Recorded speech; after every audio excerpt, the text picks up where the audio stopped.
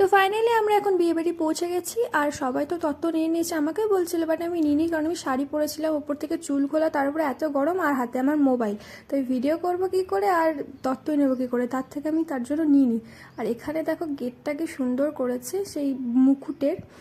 তো আমরা এখন ভেতরে ঢুকে গেছি, আর ভেতরে ডেকোরেশনটা খুব সুন্দর ছিল।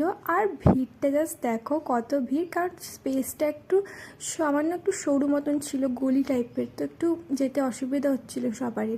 তো ফার্স্টে এখন আমরা ব্রাইডের কাছে চলে এসেছি, ব্রাইড আর গ্রুমের এখন ফটোশ্যুট হচ্ছিল। তো এখানে আমরা একটু বসি হাওয়াতে, ঠান্ডাতে, কারণ প্রচণ্ড গরম ছিল তখন। তারপরে দেখো এখানে স্টলে আমরা চলে এসেছি, আর এখানে অনেক স্টল ছিল, যাওয়া যাচ্ছিল না এত ভিড়। আর এখানে আমি একটা জিনিস দেখলাম, স্টলে সব মেয়েরা সার্ভ করছিল বেশিরভাগ। তো এখানে আমি এটা কী নিয়েছিলাম, আই থিঙ্ক বেবিকর্ন নিয়েছিলাম। আর বাদবাকি স্টলে আমি কিচ্ছু খাইনি, কারণ এত গরম ছিল যে আমার মনে হচ্ছিলো যে আমি গিয়ে ভিড় ঠিলে কিছু খাই। তো আমি জাস্ট এখানে আইসক্রিম নিয়ে নিয়েছিলাম, এটা কী ফ্লেভারের ছিল জানি না, কিন্তু বাজে খেতে ছিল একদম, আমার ফ্লেভারটা ভালো লাগেনি।